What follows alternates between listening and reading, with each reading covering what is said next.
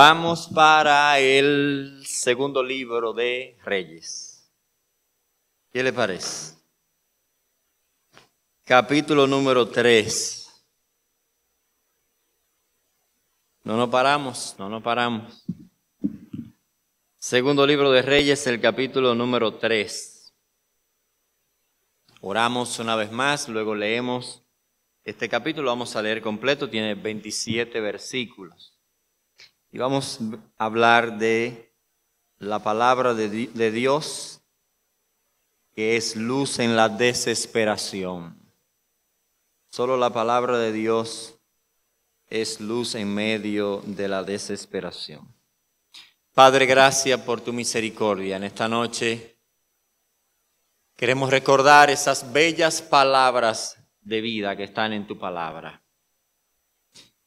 Y Cristo es la palabra encarnada, porque Él es la fuente de la verdadera vida. Jesucristo a todos da bellas palabras de vida. Queremos mirar a través de tu palabra y encontrarnos con Jesucristo. Gracias te damos en estos momentos. Recibe gloria y honra. Por Cristo lo pedimos, Señor, y por Él damos gracias. Amén y amén. Segundo de Reyes, capítulo número 3, dice la palabra de Dios. Jorán, hijo de Acab, comenzó a reinar en Samaria sobre Israel en el año 18 de Josafat, rey de Judá, y reinó 12 años.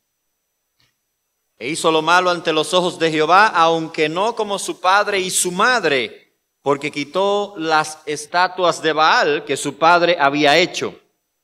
Pero se entregó a los pecados de Jeroboam, hijo de Nabat, que hizo pecar a Israel y no se apartó de ellos. Entonces Mesa, rey de Moab, era propietario de ganados y pagaba al rey de Israel 100,000 corderos y 100,000 carneros con sus vellones, con lo que le quitaban a las ovejas, la lana, con su lana o los vellones. Pero muerto Acab, el rey de Moab se rebeló contra el rey de Israel. Y salió entonces de Samaria el rey Jorán, rey del norte, y pasó revista a todo Israel, reino del norte, y fue y envió decir a Josafat, rey de Judá, rey del sur: el rey de Moab se ha rebelado contra mí. ¿Irás tú conmigo a la guerra contra Moab? Y él respondió: iré, porque yo soy como tú, mi pueblo como tu pueblo, y mis caballos como los tuyos. Y dijo: ¿por qué camino iremos? Y él respondió: por el camino del desierto de Edom. Salieron pues el rey de Israel, el rey de Judá y el rey de Edom, como aliado el rey de Edom. Y como anduvieron rodeando por el desierto 7 días de camino, les faltó agua para el ejército y para las bestias que lo seguían. Entonces el rey de Israel, el rey del norte, dijo: que ha llamado Jehová a estos 3 reyes para entregarlos en manos de los moabitas. Mas Josafat dijo: ¿no hay aquí profeta de Jehová para que consultemos a Jehová por medio de él?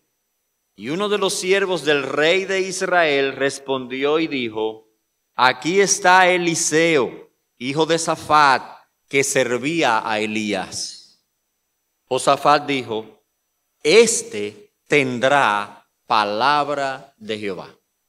Este tendrá palabra de Jehová. Y descendieron a él el rey de Israel y Josafat y el rey de Edom. Entonces Eliseo dijo al rey de Israel: ¿qué tengo yo contigo? Ve a los profetas de tu padre y a los profetas de tu madre.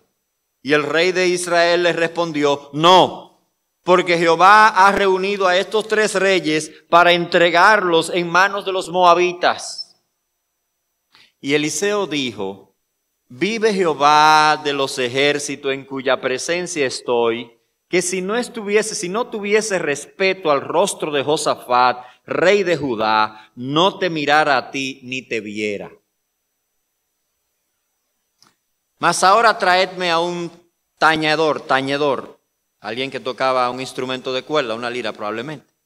Y mientras el tañedor tocaba, la mano de Jehová vino sobre Eliseo, quien dijo: así ha dicho Jehová, haced en este valle muchos estanques, porque Jehová ha dicho así: no veréis viento ni veréis lluvia, pero este valle será lleno de agua, y beberéis vosotros y vuestras bestias y vuestros ganados. Y esto es cosa ligera a los ojos de Jehová. Entregará también a los moabitas en vuestras manos, y destruiréis toda la ciudad fortificada y toda villa hermosa, y talaréis todo buen árbol, cegaréis todas las fuentes de aguas, destruiréis con piedra toda tierra fértil. Aconteció pues que por la mañana, cuando se ofrece el sacrificio, he aquí vinieron aguas por el camino de Edom, y la tierra se llenó de aguas. Y cuando todos los de Moab oyeron que los reyes subían para pelear contra ellos, se juntaron desde los que apenas podían ceñir armadura en adelante, y se pusieron en la frontera con Edom. Cuando se levantaron por la mañana y brilló el sol sobre las aguas, vieron los de Moab desde lejos las aguas rojas como sangre. Y dijeron: esto es sangre de espada. Los reyes se han vuelto uno contra otro, y cada uno ha dado muerte a su compañero. Ahora pues, Moab, al botín. Pero cuando llegaron al campamento de Israel, se levantaron los israelitas y atacaron a los de Moab, los cuales huyeron de delante de ellos, pero los persiguieron matando a los de Moab, y asolaron las ciudades, y en todas las tierras fértiles echó cada uno su piedra, y las llenaron. Cegaron también todas las fuentes de las aguas, y derribaron todos los buenos árboles, hasta que en Kir Hareset solamente dejaron piedras, porque los honderos la rodearon y la destruyeron. Y cuando el rey de Moab vio que era vencido en la batalla, tomó consigo 700 hombres que manejaban espada para atacar al rey de Edom, mas no pudieron. Entonces arrebató el rey de Moab a su primogénito que había de reinar en su lugar, y lo sacrificó en holocausto sobre el muro. Y hubo gran enojo contra Israel, y se apartaron de él y se volvieron a su tierra. Amén. Hablar de frontera y de agua en día como esto no es cosa fácil. Eso es a nivel nacional. Pero hablar de frontera y guerra a nivel internacional, entonces tenemos también otro lío peor. Porque nosotros conocemos de lo que está sucediendo ahora mismo, o hemos oído de lo que está sucediendo ahora mismo entre Israel y los palestinos. Pues aquí tenemos una situación de frontera, agua y de guerra entre vecinos. Pero lo que nosotros tenemos aquí, que es un asunto que incluye también lo económico y lo político y lo geográfico, el énfasis del escritor bíblico no está ni en lo político, aunque está incluido, ni en lo geográfico, que también está incluido aquí, tiene cierto grado de importancia, ni en lo político, que también está incluido. Para él lo más importante es qué dice Dios. Para el escritor bíblico es mostrarnos que la palabra de Dios es la verdadera guía de la historia. Lo mismo que él ha hecho desde que comenzó en el capítulo número 1 de Primero de Reyes. mostrar que las cosas suceden como dice Dios y que cada vez que nosotros ignoramos eso, nos metemos en un lío, nos metemos en problema. Y aquí nosotros encontramos en una escena más, en un episodio más, en la que el hombre, usted, yo, cualquiera, estos tres reyes, dirigimos nuestra vida sin consultar la palabra de Dios, nos metemos en un lío, nos metemos en un encierro, pensando que Dios no tiene que ver con nada de eso. Y el último de los recursos, después que todo ha salido mal, es que preguntamos, Señor, ¿y qué dirá Dios? ¿Qué dirá Dios de esta situación? Y nuestro Dios, que es amplio en misericordia, que es rico en misericordia, se digna en hablar.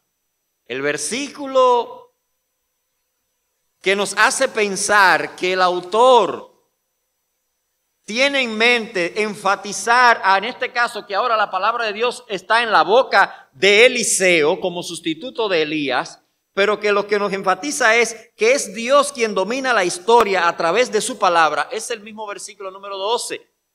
Cuando dice el texto que le dijeron que allí estaba Eliseo que servía a Elías, dice Josafat, este tendrá palabra de Jehová. Lo que Josafat está diciendo, la solución está en un solo camino. La solución a nuestro tranque está en la palabra de Jehová. Y cuando miramos la palabra de Jehová, entonces podemos encontrar un camino. Nosotros tenemos ahora un mundo que está convulsionado. Para nosotros el problema hasta cierto punto es una cuestión mínima. Pero cuando nosotros miramos más allá de lo que afecta a todo el mundo, porque estas cuestiones nuestras son asuntos que nos afectan a nosotros, pero cuando miramos fuera de nosotros lo que afecta a otros en el mundo y que también nos afecta a nosotros, nos damos cuenta, hermanos, que estamos en un mundo convulsionado. El asunto de Israel y los palestinos, el ataque que hubo a Israel ayer, dicho sea de paso, en el Shabbat, día de reposo para la nación de Israel, se ha tragado, por así decirlo, porque hubiese sido esa la noticia de no haber pasado lo que pasó ayer, el temblor de tierra en Afganistán, que van más de 2,000 muertos. ¿Qué le parece? Bueno, no solo un temblor, ha habido réplicas de 6 puntos y pico, y ya usted sabe. Más de 2,000 muertos, eso es en la primera contada, o sea que ellos siguen descubriendo más. Entonces ese es el mundo en que estamos, ese es el mundo en que nos estamos moviendo. Lo de la guerra ya no acostumbramos a la guerra de Ucrania y Rusia. Ya eso es como decir, no, pero ese fue el desayuno de hoy. Y China está velando a Taiwán, velándolo, porque tiene intenciones, velándolo, mirándolo de reojo. Entonces ese es el mundo en que estamos. La Sagrada Escritura nos dice que precisamente en los últimos días íbamos a tener esa ola creciente de guerra, rumores de guerra, terremotos por aquí. Pero siempre ha habido guerra, sí, es verdad. Pero créanme que las que van a haber ahora no van a ser como las que han habido antes. Siempre ha habido terremotos, es verdad. Pero créanme que lo que van a ver ahora no es como lo que han habido antes. Ahora, en medio de ese mundo encerrado, ¿qué esperanza hay para el mundo? Es la pregunta de Josafat. Esa es la pregunta clave en toda situación de desesperación. ¿Qué dice Dios? ¿Hay palabra de Dios disponible en medio de la desesperación que tenemos? La respuesta es sí. ¿Qué dice Dios? ¿Y cómo nosotros notamos la presentación de esto aquí en el capítulo número 3 de Segundo de Reyes? ¿Cómo se nos presenta esto de que la palabra de Dios es la única que puede traernos luz en medio de la desesperación? Mire lo que sucede cuando nosotros vivimos sin la palabra de Dios y intentamos de alguna manera u otra mejorar moralmente algunas cosas, pero sin la guía de la palabra de Dios. Mire lo que dice aquí el texto de Jorán, hijo de Acab, que había sustituido a su hermano Ocasías. Ustedes recuerdan de Ocasías en el capítulo número 1. Se cayó de la segunda planta, nada más reinó 2 años en Israel y probablemente esos 2 años no fueron en sí 24 meses, probablemente fueron menos meses, quizás fue 1 año o año y pico, pero contado abarcando una parte de 1 año y la parte del otro año se pone 2 años, pero quizás fue menos. Entonces ese muchacho que era el de lo mayor de Acab, se cayó de una segunda planta, se dio un golpe y se murió por ese golpe. Entonces no tuvo hijos, lo sustituye un hermano. El hermano que lo sustituye aquí es Jorán. Y dice el texto que Jorán no fue tan malo como podía ser, pero no fue tan bueno como debía ser. Mire el texto como nos dice el caso de Jorán. Dice que Jorán comenzó a reinar en Samaria sobre Israel en el año 18 de Josafat. Josafat estuvo parte de rey en el caso de Acab. Fue rey en el caso del hijo de Acab que se cayó y siguió siendo rey en el caso de este tercer rey que era también descendiente de Acab, de este hijo de Acab. Dice el texto, hizo lo malo ante los ojos de Jehová, aunque no como su padre y su madre, porque quitó las estatuas de Baal que su padre había hecho. O sea que él no fue tan malo como su papá, ni tan malo como su mamá. Un aplauso para Jorán. Bien por Jorán. De hecho, tiene un nombre que significa Jehová sea exaltado. ¿Me imaginas? Jehová sea exaltado. De hecho, va a coincidir con un cuñado de él, que va a estar casado con su hermanita Atalías, que también se va a llamar Jorán. Y van a coincidir los dos reyes, los dos Jorán, uno en el sur y en el norte. Entonces, para terminar uno de confundirse. ¿Jorán de dónde? Jorán del norte, Jorán del sur. Que va a ser el hijo de Josafat, que va a venir luego a reinar en la parte del sur. Entonces, no fue tan malo como su padre. Usted ve, porque lo que Acab y Jezabel hicieron fue establecer el culto a Baal como una cosa exclusiva y única en el norte. Y este muchacho no siguió esa política. Él, de hecho, no fue que la eliminó, la quitó de donde estaba en el templo de Baal, porque cuando llegue Jehú, que acabe de exterminar la casa de Acab, va a encontrar el templo de Baal y todavía el culto a Baal va a estar muy vivo en la nación. Así que lo que él hizo fue bajarle un poquito a eso, porque también eso promovía mucho la imagen de su padre. Ya su padre no era el rey, entonces ahora él iba a promover su propia persona. O sea, el rey era él ahora, entonces él iba a promover su propia persona. Usted ve, hace un asunto político. Lo político, hermano, han existido siempre. Entonces él está manejando la situación, una situación política. Eso de promover el culto a Baal era demasiado de mi papá. Entonces él le bajó a eso para entonces promover también su propia persona. Entonces no fue tan malo como su papá. Pero mire lo que dice el versículo número 3. Pero se entregó a los pecados de Jeroboam, hijo de Nabat.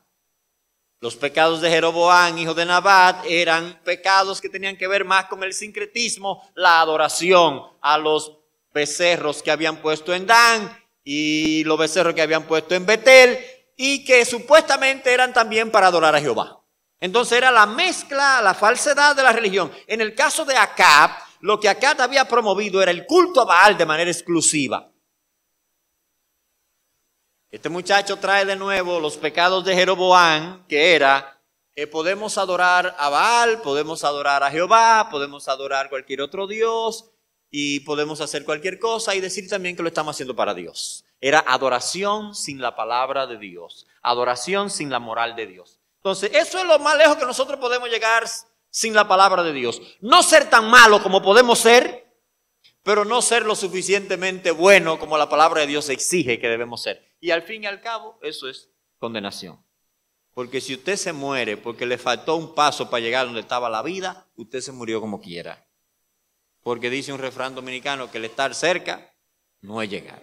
Entonces, aquí, este muchacho descendiente de Acab seguía siendo un impío. No fue tan malo como su papá, pero tampoco abandonó el camino de la impiedad para buscar a Dios.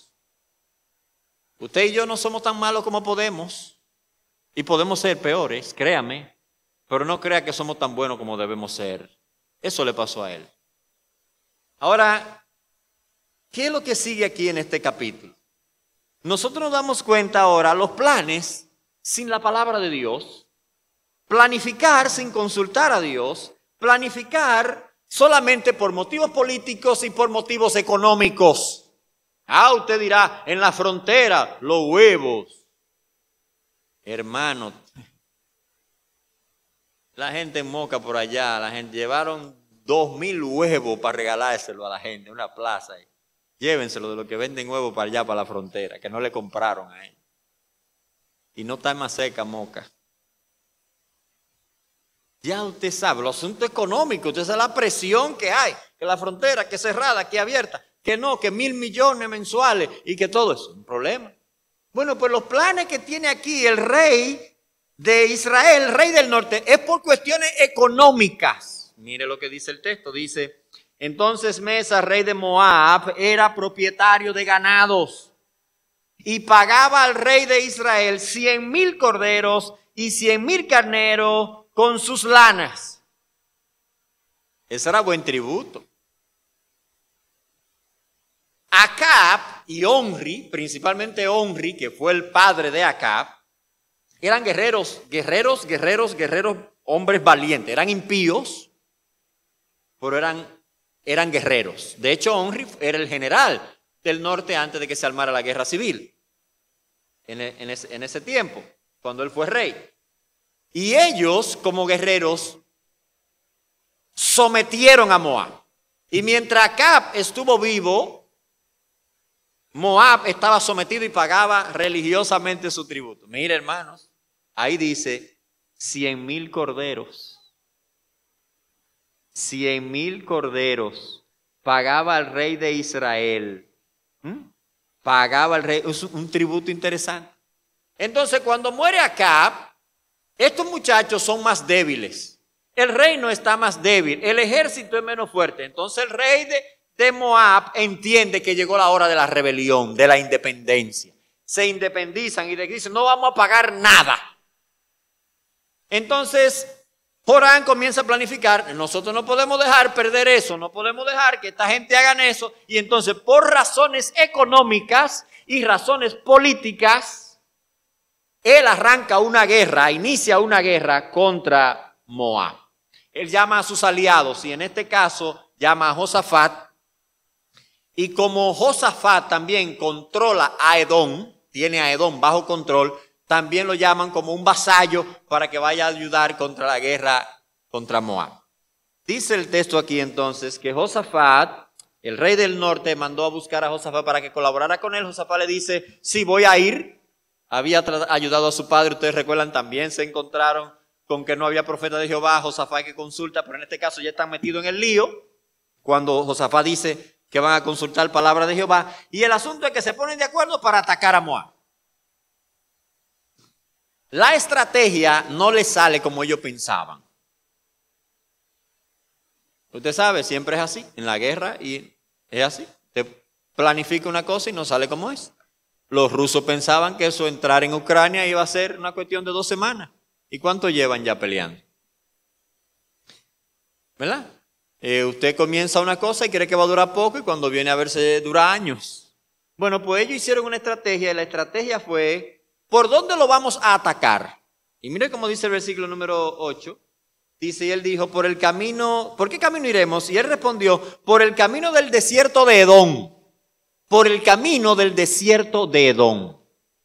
Edom estaba más debajo del reino del sur, de Judá.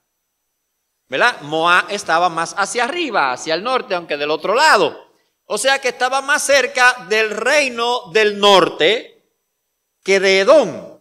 Pero ellos le iban a caer como por atrás. Iba a ser un ataque sorpresa.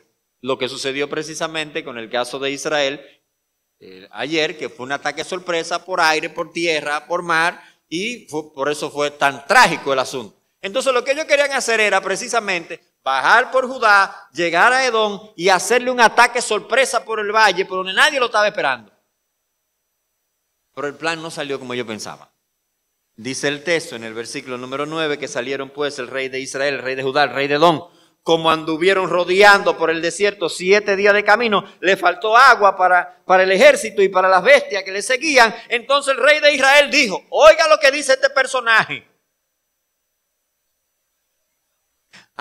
Que ha llamado, ha convocado Jehová. Oh, pero usted organizando su cosa, usted llamó a un culto de oración.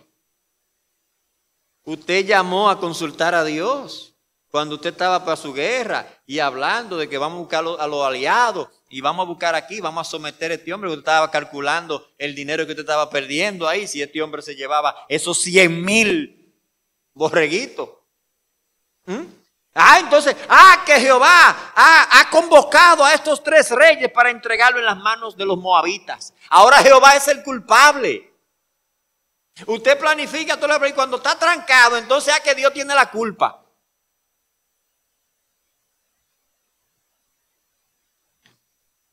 Usted hace su lío y después quiere echarle la culpa a Dios. Eso es lo que está haciendo este impío aquí. Que Dios nos ha trancado ahora el juego. Esto fue que Dios está en contra de nosotros. Josafat, que es un hombre de Dios. Josafat, que es una persona que teme a Dios, pero seguimos encontrando a un Josafat fiel a su tratado de paz con el norte. Josafat es el primer rey después de la división. Habíamos dicho que había hecho paz con el norte. Pero el papá de Josafat peleó con los reyes del norte y el abuelo de Josafat también peleó con los reyes del norte y Josafat es el primero que establece paz con ellos. Eso le va a pesar mucho a Josafat porque Atalías va casi a destruir la descendencia de David. Por un chinchín termina con todos los hijos de David. Faltó poco, pero Dios preservó la descendencia de David de ese ataque satánico de destruir la descendencia de donde iba a venir el Mesías, el Salvador del mundo. Pero estuvo a punto de eliminar a todos los descendientes de David. No se pierda ese capítulo, cuando lleguemos allá, si Dios quiere, usted lo va a ver. Entonces aquí dice Josafat en el versículo número 11, mas Josafat dijo, no hay aquí profeta de Jehová para que consultemos a Jehová por medio de él. Y uno de los siervos del rey del norte le dijo, sí, aquí está Eliseo, el que le servía agua en la copa a Elías, dice literalmente. El que servía a Elías. Josafat dijo, hay esperanza. Si ese profeta de Dios era el ayudante de Elías, ese profeta de Dios. Ahí hay esperanza, ahí hay palabra de Jehová. Y descienden los 3 reyes desesperados, asustados, donde Eliseo. Y miren lo que dice el versículo número 13, algo interesante. La palabra de Dios es para las personas que quieren escuchar la palabra de Dios. La palabra de Dios no es para personas que no están interesados realmente en obedecer a Dios. Miren lo que le dice Eliseo. Eliseo pertenece al norte. O sea, Eliseo es es un profeta del norte. O sea, que Jorán debería estar familiarizado con Eliseo y con Elías. Pero de manera específica aquí ahora con Eliseo, que es el sustituto de Elías.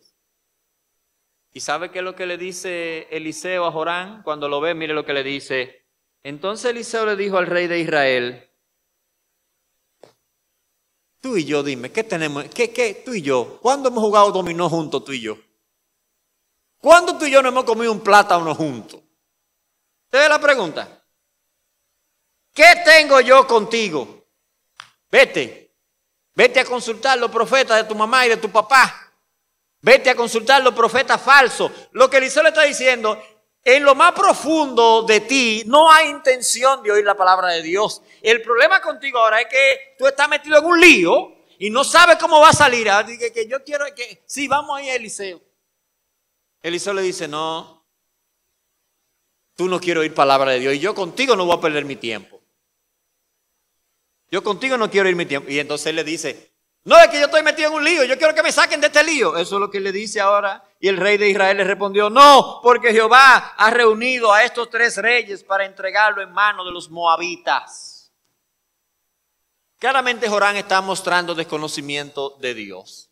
Y lo único que él puede hacer aquí es echarle a Dios la culpa de sus problemas.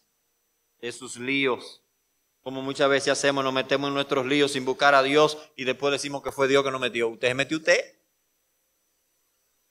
Eliseo entonces termina de decirle a Joram que ellos no son amigos. O sea, tú sabes que la palabra de Dios no es prioridad en tu vida. Y mire lo que él le dice. Versículo número 14.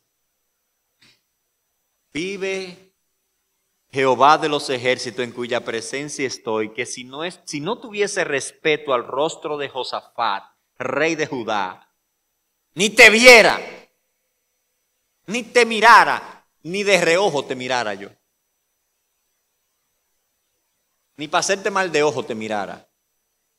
Dice, porque es que no hay manera, porque tú no tienes intención de agradar a Dios. Tú no tienes intención de buscar la palabra de Dios. Pero porque está Josafat ahí, porque ni siquiera el rey de Edom tampoco, no crea. Era Josafat que era temeroso de Dios, que una vez más, siendo fiel a su pacto, nos parece, o me parece a mí, que sigue actuando con ingenuidad, siendo amigo de impíos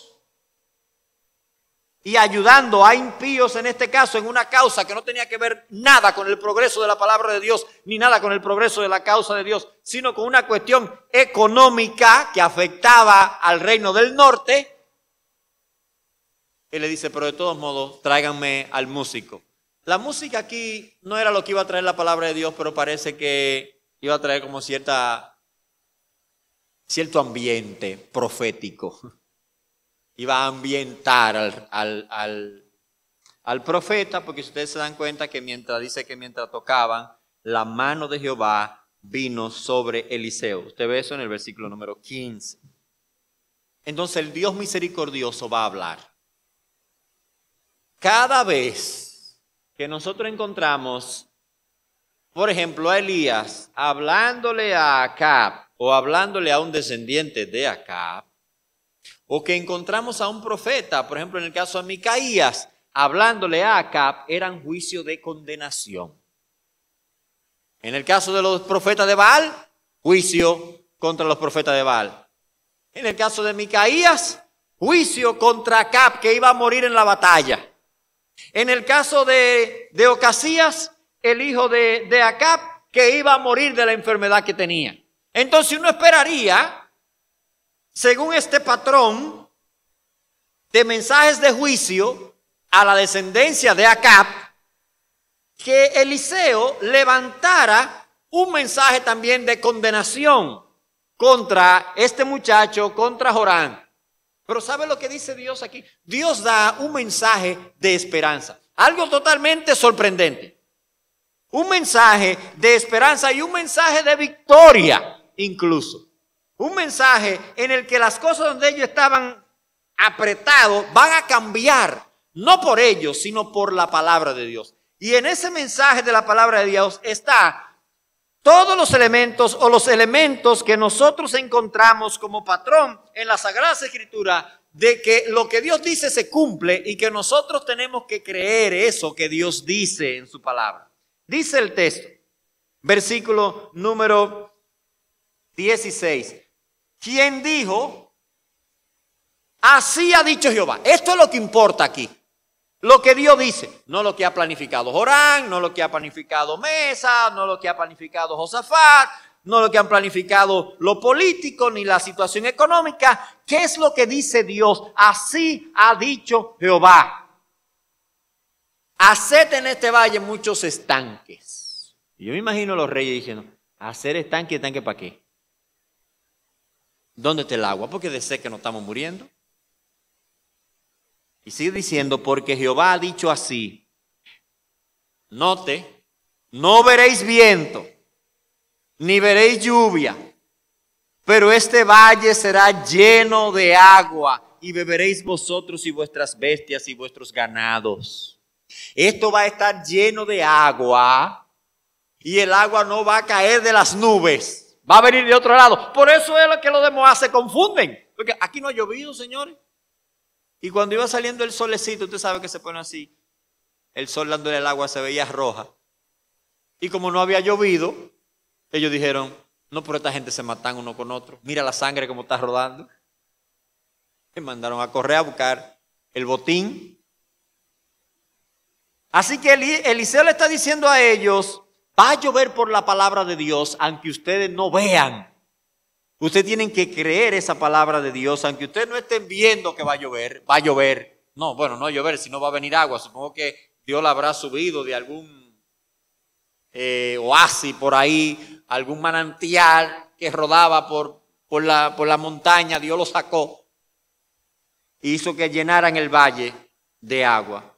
Dice el texto, versículo número 16, ese primer problema está resuelto. Porque como el problema era sed de los animales y que se iban a morir 7 días sin agua, ya tenían, o dando vueltas tenían varios días sin agua. Y la otra preocupación era que iban a ser derrotados. Y dice el versículo número 18, y esta es cosa ligera a los ojos de Jehová, entregará también Jehová a los moabitas en vuestras manos. Y ustedes van a hacer una destrucción tremenda. Mire, Dios es el dueño de la historia, Dios no tiene que responder siempre de la misma manera. Dios es soberano, Dios hace lo que Él quiere. Aquí está dando Dios un mensaje de victoria. ¿Por causa de Josafat? ¿Por causa de Jorán? ¿Por causa de Edom? No, para mostrar que su palabra se cumple. Para mostrar que su palabra es la única fuente de esperanza en medio de la desesperación. Para mostrar eso, que la palabra de Dios en la boca de Eliseo era verdad. Y ustedes saben aquí cómo sigue, como leíamos ahorita, los de Moab vinieron. Y ay, pero sí fue que se mataron uno con otro. Porque se veía así como el rojo, el sol iba saliendo. Y dice el texto que fueron a la frontera, armaron a todo el mundo, armaron hasta los niños que podían con una espada. Es lo que dice el versículo número 22. Dice el texto, perdón, 21. Cuando todos los de Moab oyeron que los reyes subían para pelear contra ellos, se juntaron desde los que apenas podían ceñir armadura en adelante y se pusieron en la frontera para pelear. Y ahí fue donde vieron las aguas rojas, fueron y atacaron, pierden los de Moab, son perseguidos. El rey de Moab toma 700 guerreros para irrumpir por Edom a ver si se escapaba. No pudo, sube al muro, agarra a su niño. Eso, el muro es donde todo el mundo lo estaba viendo ahí. Yo supongo que se habrán dejado de pelear. Cuando a él agarró su niño y sube al muro, todo el mundo se habrá quedado mirando ahí. Espera, aguanta. Cuidado si me da. A ver, ¿qué será lo que él va a hacer? Y agarró al niño, y dice el texto, versículo número 27, entonces arrebató a su primogénito que había de reinar en su lugar, y lo sacrificó en holocausto en el muro. Este rey ha hecho una cosa escandalosa. La frase que sigue, que es bastante oscura, la que sigue más para abajo, que dice, y hubo gran enojo contra Israel. Y se apartaron de él y se volvieron a su tierra. Uno no sabe exactamente qué es lo que esto significa. El asunto es que realmente el asunto fue tan desagradable que la nación de Israel, lo del sur y lo de Edom se fueron. Algunos dicen que la ira fue del pueblo de Moab, el pueblo de Moab contra el reino del norte. Y se animaron para pelear ya hasta morir. Otros opinan que la ira era ira de Dios contra el norte. Y algunos dicen que era ira que vino sobre los de Israel, que se enojaron tanto que hasta abandonaron el pleito. Eso fue tan desagradable que se fueron. Claramente lo que uno ve aquí es que la victoria que de hecho había anunciado Eliseo se completó tal y como él la dijo. Pero las otras profecías que Dios había anunciado acerca de Acab y de sus hijos siguen también rodando.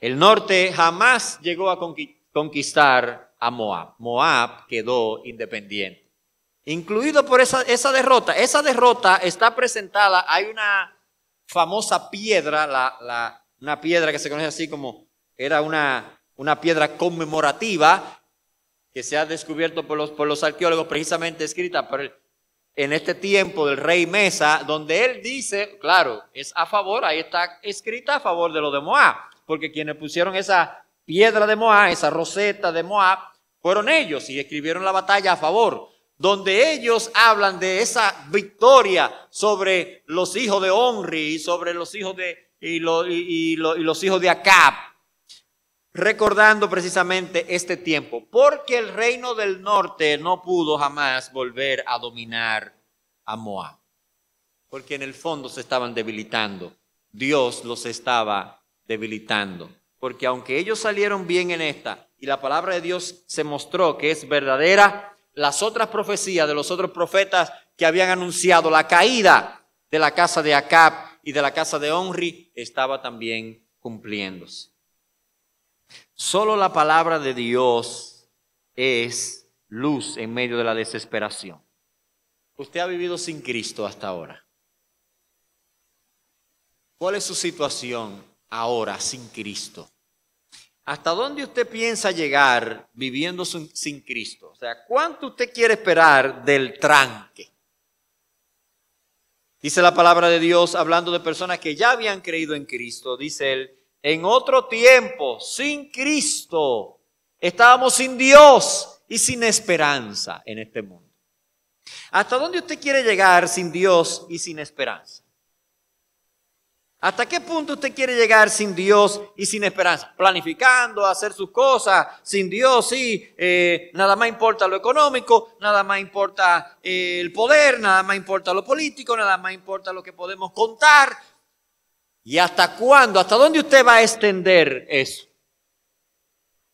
El Señor Jesucristo le dice en medio de ese encierro que usted va caminando, Cristo dice, venid a mí todos los que estáis trabajados y cargados y yo os haré descansar.